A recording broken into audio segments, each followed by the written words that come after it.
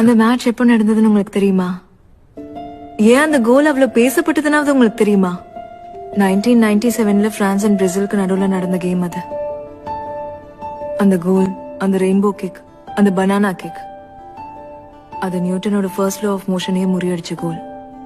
Newton சொன்னது என்னன்னா, ஒரு பொருள் மேல நம்ம பலம் கொடுக்கற வரைக்கும் அந்த பொருளோட திசை மாறாது. ஆனா ரொபர்ட்டோட கோல் அதை பிரேக் பண்ணிடுச்சு. எப்படின்னு தெரியுமா? அந்த பால் அப்படி சுத்தி சுத்தி போகும்போது, பால நோக்கி வர காத்து பால் மேல படாம போகும்போது, that creates a high pressure space. ஆப்போசிட்ல வர காத்தும் அந்த பால் சுத்துற அதே டைரக்ஷன்ல தான் போகும். that creates a low pressure space. அப்படிதான் அந்த பால் ரெயின்போ மாதிரி பெண்ட் ஆச்சு.